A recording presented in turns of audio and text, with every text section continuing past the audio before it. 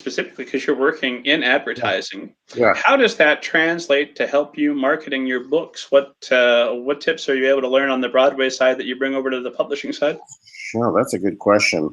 Well, the advent of social media is huge in both places, as you yourself know, who have brilliantly branded your website and made it an essential part of the middle grade writing community. Mazel tov to that, by the way. Well, thank you.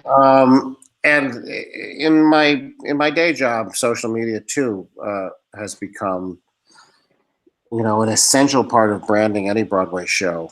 It has to have a pretty significant, not just paid advertising on places like the New York Times website or Broadway websites, but every show has to have a significant social profile and create content for their social profiles, their websites, their Facebook feeds and their Twitter feeds and Instagram.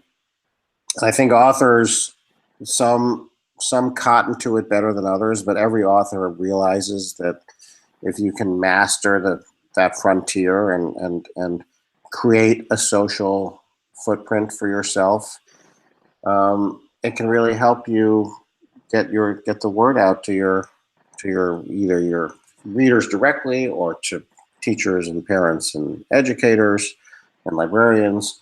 I myself have a kind of ambivalence about that. I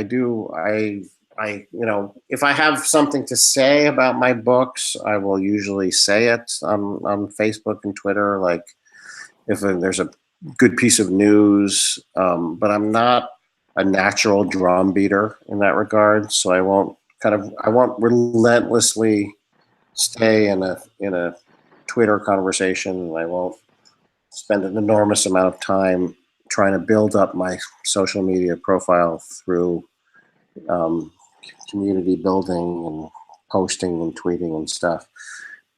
Partly, I tell myself it's because I don't have a lot of time to do it, but the fact of the matter is I could make time to do it if I made it a priority.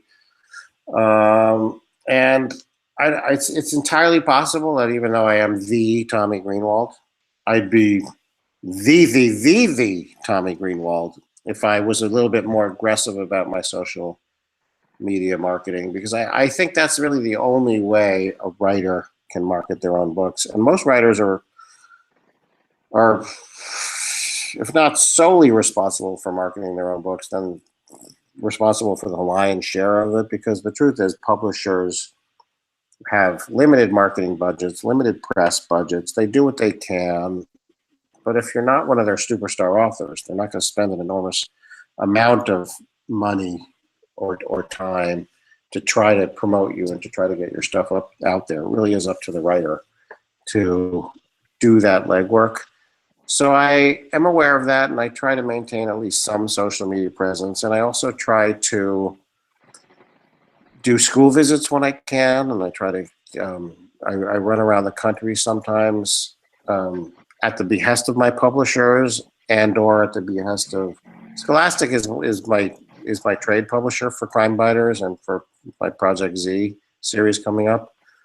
But I also have worked with Scholastic Book Fairs quite a bit, and they've been a fantastic advocate for me and my books. And they will send me out on school visits, and I always say yes, because I think it would be idiotic not to.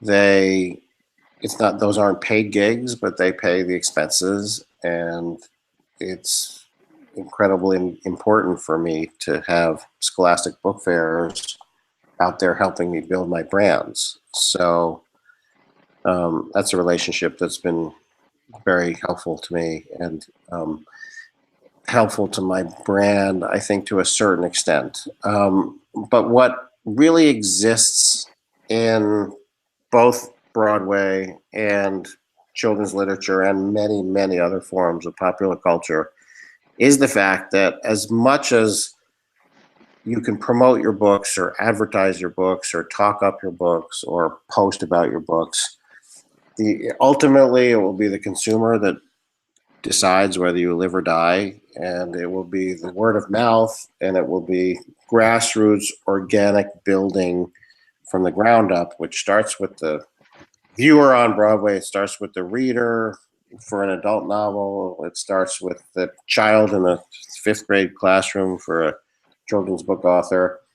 If that kid reads a book and says to his neighbor at the next desk, I just read this great book, you got to read it, then you're off and running. Because as much as any one person can do, it's the word of mouth, and it's the product itself, and it's the consumer themselves that are the ultimate decider. And it's that way in, as I said, in children's literature and on Broadway and every other popular cultural place in between.